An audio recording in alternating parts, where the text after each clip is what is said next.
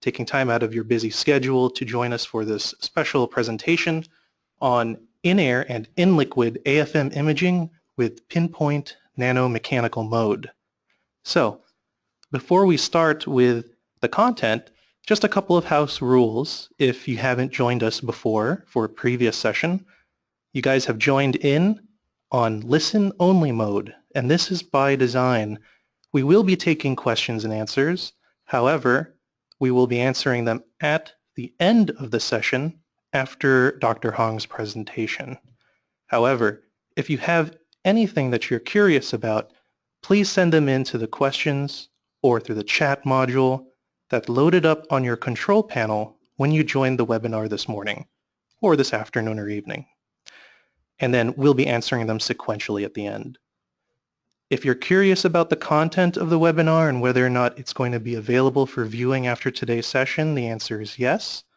Eventually, a video of this webinar will be uploaded to the Park Systems YouTube channel as well as to the Nano Academy section on parkafm.com. So, if you find this of use to a colleague or a student who could not join us today, feel free to send a link to that streaming video, and that should be up in about a week or so, again on the YouTube channel and also on parkafm.com. So, without further ado, I am going to turn things over to Dr. Mina Hong. She'll introduce herself as well as the topic today, and then also begin with the presentation in earnest. So let me turn things on over to her.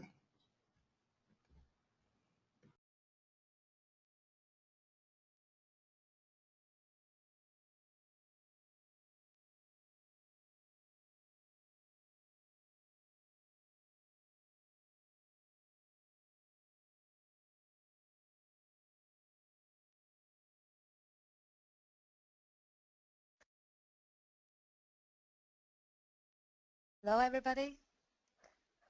Okay, good morning, good evening, or good afternoon, everybody. My name is Mina Hong, and I am the application scientist working at Park Systems. So today I will be introducing our PinPoint Nanomechanical Mode for materials imaging in both air and liquid. So let me put it into the, okay, slideshow version. Okay. Okay, so before I start, a few words about our company in case you're not familiar with us. So Park Systems is a world-leading manufacturer of atomic force microscopes and other nanoscale microscopes from research AFM to fully automated production AFM. So our product lines covers both research and automated industrial AFM. So you may be familiar with one or two of the systems I'm showing here, from Park XE7 to Park NX20 for research, and also high-vac and wafer for industrial applications. Okay, and also Park Systems enables advances in science in virtually all major universities, national laboratories, and device companies around the world. So here are some logos from our either existing user or collaborators, from Apple to Stanford. Okay, now here is the content for my talk today. So first, I will be introducing why do we develop PinPoint Nanomechanical Mode, followed by the working mechanism, and lastly by some applications. Okay, first of all, the innovation for AFM has opened a huge gate for researchers and scientists all over the world. So compared to the traditional surface analysis methods such like SEM and TM, we don't need any treatment for the sample, and also it's very easy to operate compared to the other two. What's more, it allows you to do in situ observation with bulk solution. I know you may argue that environmental SEM can do liquid work and also liquid TM, But with bulk solution, the answer is still no. So the working principle of AFM is that a laser was reflected by the end of the cantilever to the photodetector. So when the tip bent due to the surface of the sample, the laser position also moves. So this set can be detected from the photodetector. By doing the back calculating, we can reproduce the surface feature. And here I'm showing you a good example of the crystal surface and also the protein, the collagen surface. So the traditional AFM used the tube scanner, which you can see on the left-hand side. So the advantage of this technique is when we move in X, Y, and Z direction, there will be a cross-linking effect for the three directions. And also, you cannot go fast with tube scanner. So at Park Systems, we completely abandon this technique. We are using the flexure scanner. That is, at the bottom, we only have XY scanner, and the Z scanner only controls this direction. So if we take inside view of our XY scanner, at four corners we use the flexure hinge, and we also use the stacked piezo actuator for precisely measuring the change on the surface. And also we use the core cell PSPD, the photodetector, for tracking the laser's position. So here we are showing an atomic optical flat surface 80 by 80 micrometer with a roughness smaller than 1 nanometer. Without any post-processing, you can see how flat the surface is. And also the orthogonality can be precisely achieved with our design as well. In addition, the Z-scan straightness can be very precisely machined, assembled in our system. And the Z-scan straightness can be better than 0.015%. That means our Z-scan can move very straightly.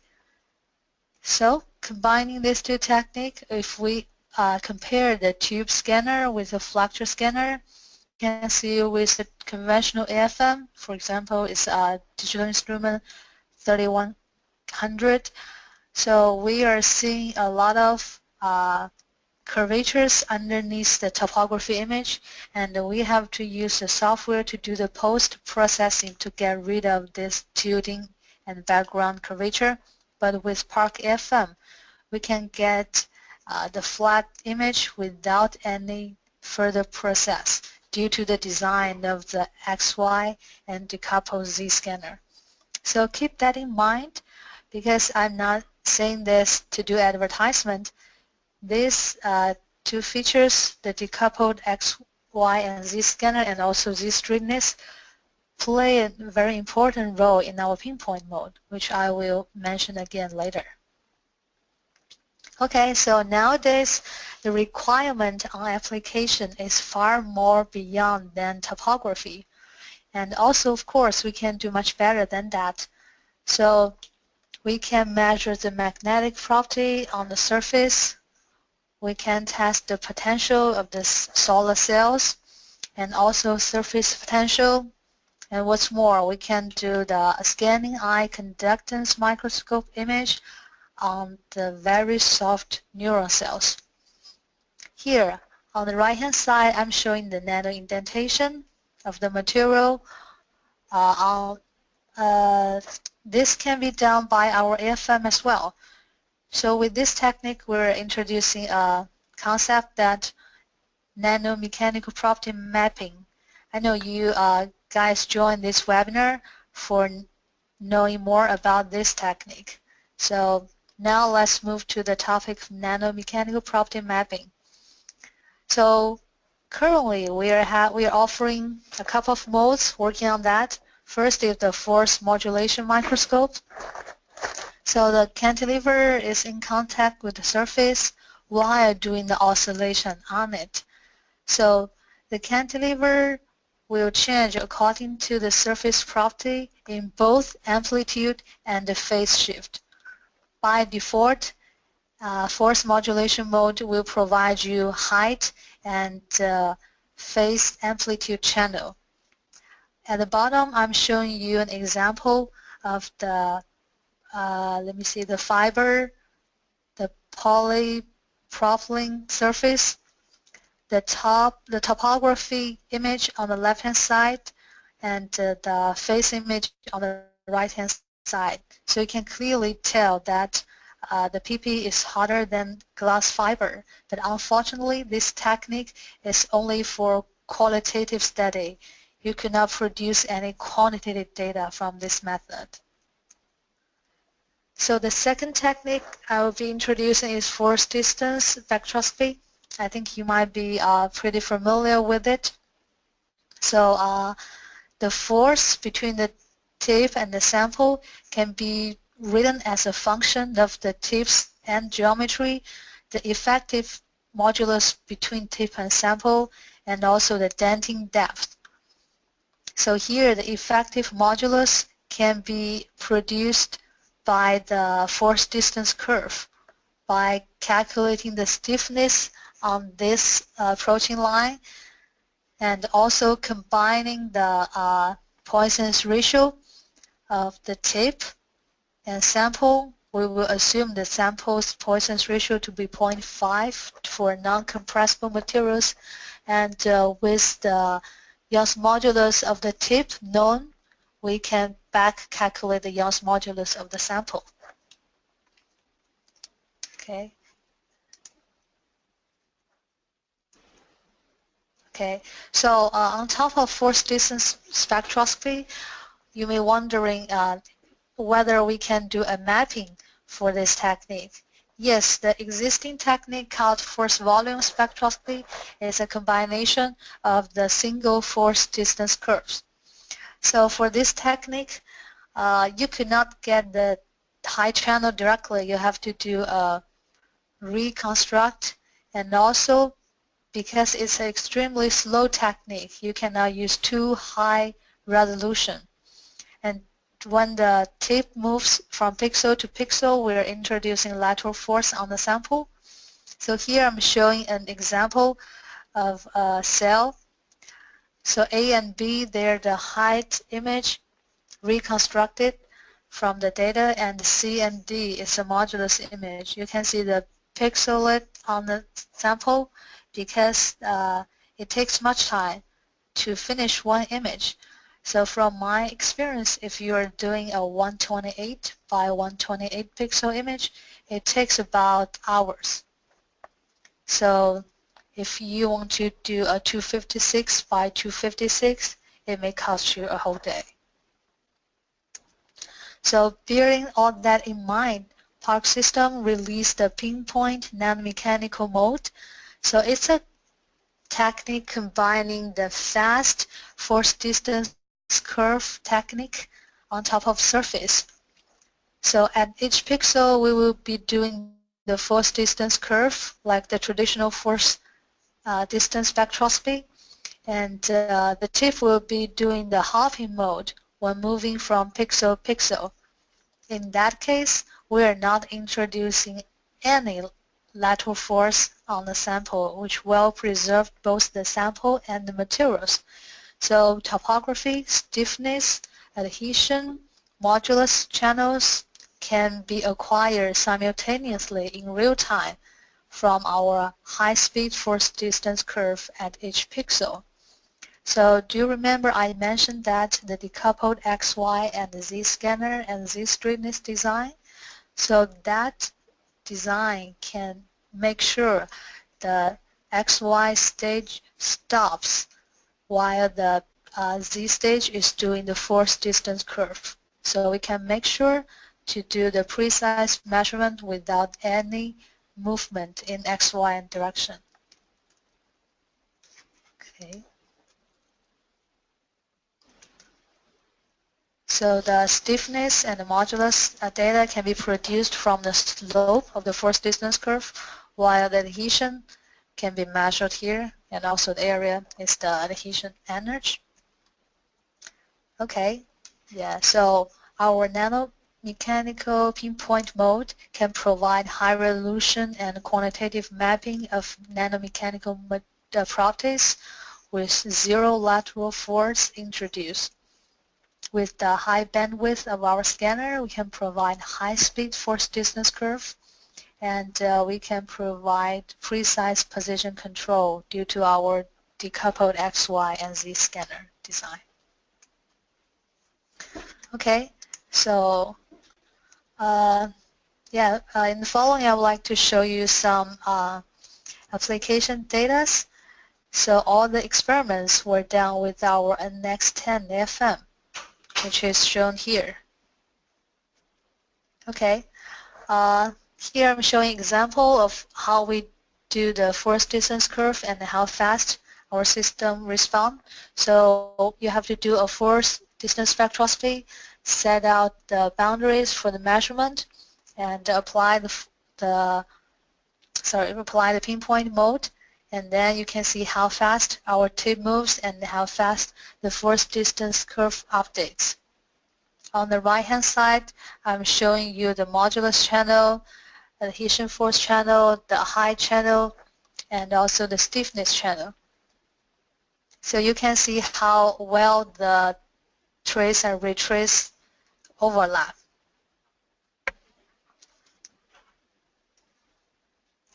Okay, so let's see the next video. It's an example of me running the polystyrene low-density polyolefin elastomer copolymer using our technique.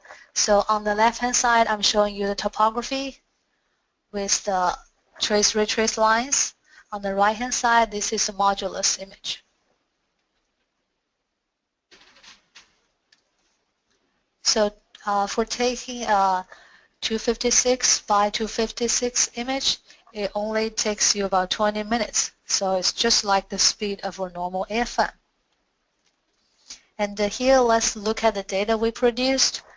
Their height, adhesion force, modulus, and stiffness images separately.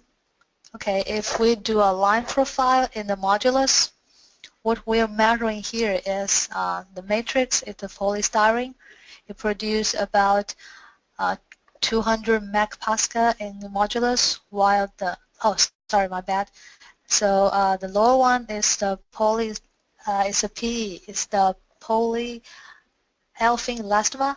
It shows 200 megapascal, while the polystyrene exhibits the modulus around 2 gigapascal, which is quite, matches the materials property quite well. Okay, so this slide I'm showing you an example of the PDMS surface. So here this is the image produced by non-contact mode, and this is the image produced by pinpoint mode. So you can see that since pinpoint mode is based on contact mode, it provides very high resolution. And for this material, actually, if we look at the height image, modulus, and stiffness image, we are not get any useful data, but only in adhesion image, you can see the individual domains of the material. Okay, so the second example is a graphene on silicon dioxide. We are imaging at two areas. From the height image, actually it didn't provide us with any useful data. It seems to be a mass. But from the adhesion or stiffness and modulus image, you can obviously distinguish the two faces, which cannot be seen in the height profile. And next one is graphene coating on rubber. Again, at height image, we are not seeing anything very interesting, but in the nanomechanical channels, we can see the coating and the matrix face very easily. Okay.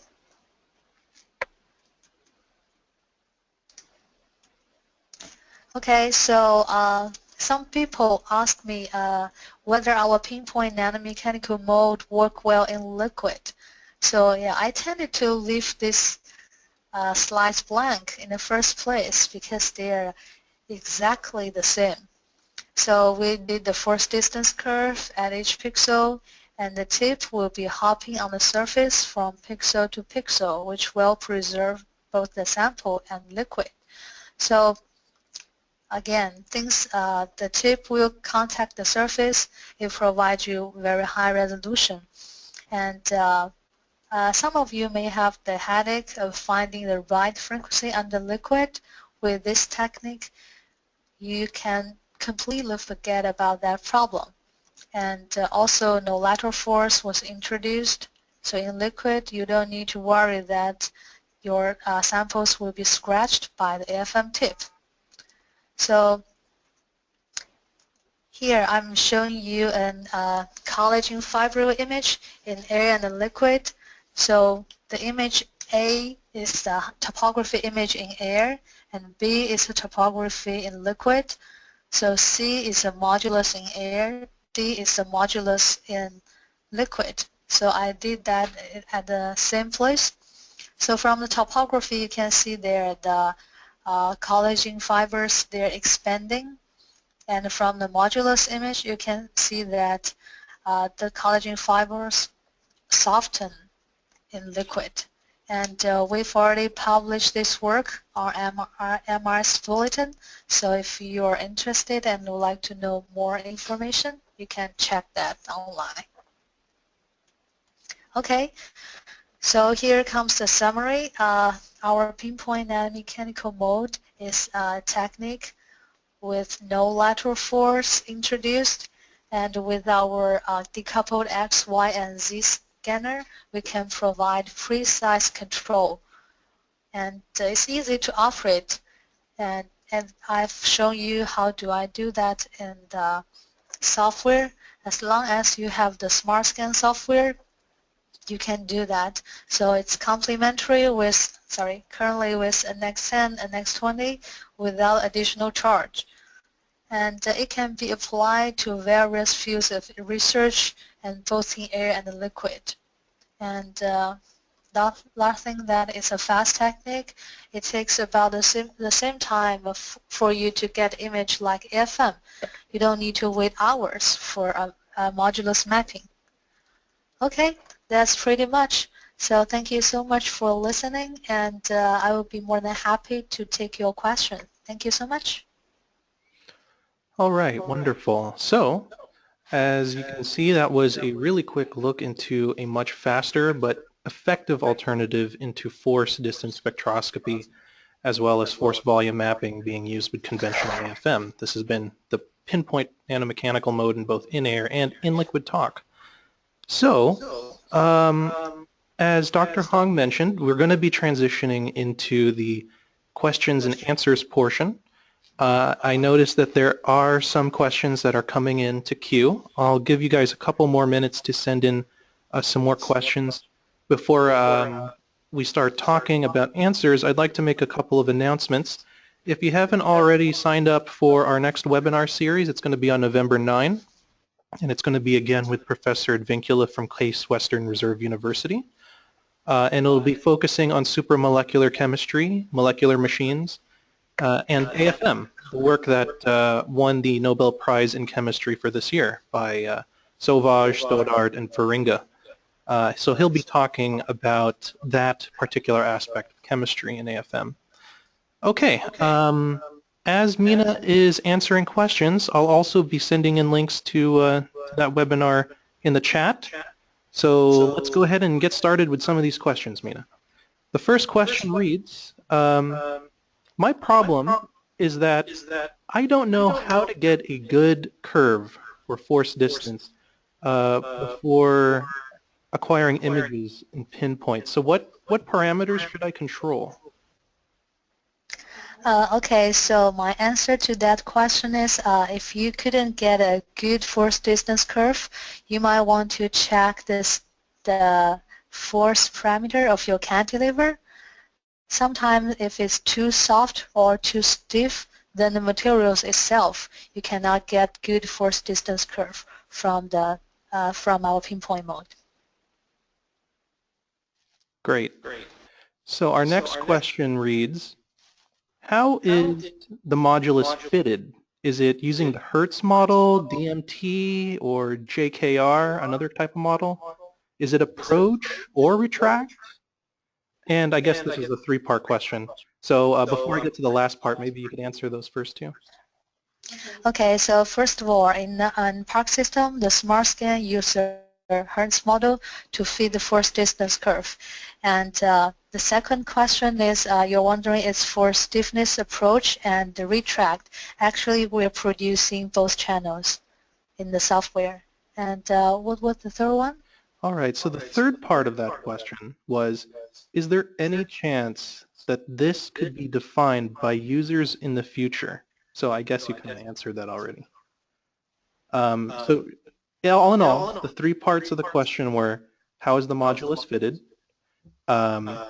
Is it approach or retract? And then the last part was, is there any chance that this could be defined by users in the future? Okay, so in SmartScan, we have a channel called script. So you may check that channel for any opportunities to change. But I think for the algorithm, if it's building the software, I don't think the customers can do the modification at this time.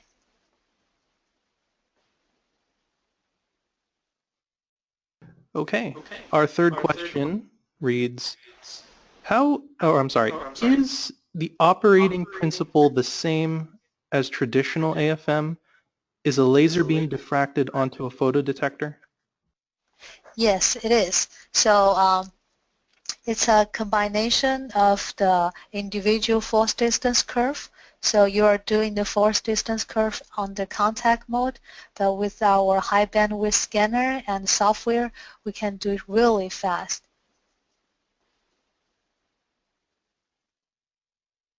All right.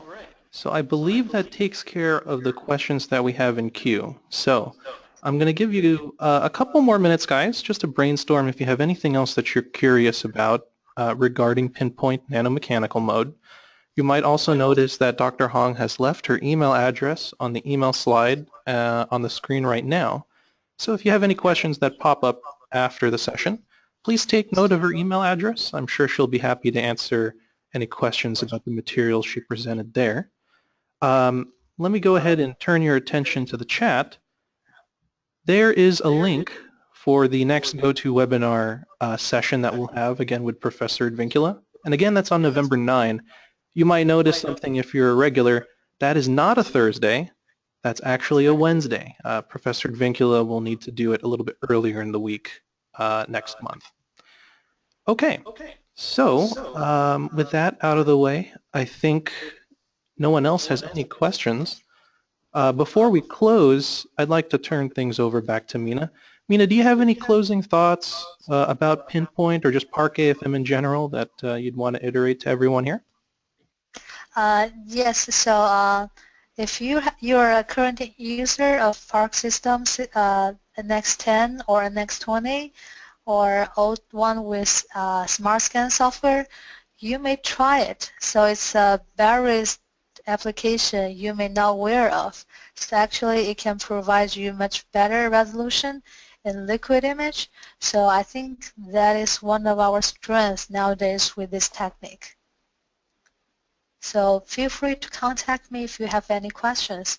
And I have another comment that is, so the trick with this technique is to find the perfect match for the cantilever and the materials. So it takes time for you to try different cantilevers until you find a perfect one for your materials. So if you have questions, you can contact me. I can provide you with some empirical data to help you speed up your research, and maybe it's a shortcut. Hopefully I can be of help, and hopefully this technique can provide you with better data in your research. Thank you. Okay. So while Mina delivered her closing there, thank you again, Dr. Hong. One last-minute question came in. Sure. It just reads, would you be able to show users of SmartScan here how to adjust parameters to do an FD curve adjustment. I guess you'll want to do that after the session, right? One-on-one? Yes, I think so, yeah. Because now we are not connected to the system. Yeah, I'm only showing you the slides. All right, fair enough. So what I'll do for you, Fatima, is I'll go ahead and pass along your contact info. I think you left it in the registration when you signed up. Yeah, Mina or someone else here from our office can help you with that process. Great. Yeah, in addition, also take note of Dr. Hong's email address, mina@parkafm.com. That way you can also reach out to her directly. Okay, everyone. So just two more links that I left in the chat. The first one is the YouTube channel for Park Systems, where you can find all of the recordings of previous webinars, as well as other videos that talk about PinPoint and other AFM technologies, SPM technologies created by us. And then the other one, the second link that I left now, is for the repository of just all the lectures and webinars we have on parkafm.com at the Nano Academy. All right, well, once again, on behalf of everyone here from Park Systems, from Mina and myself, thank you very much for taking time out of your day to join us for this special webinar. And we'll be doing this particular series about once a quarter or so. So if you have any suggestions on anything you'd like to see, send them in. Visit us to parkafm.com and make sure to let us know. With that said, have a great day or evening, and we'll see you again shortly. Take care, everyone. Bye-bye.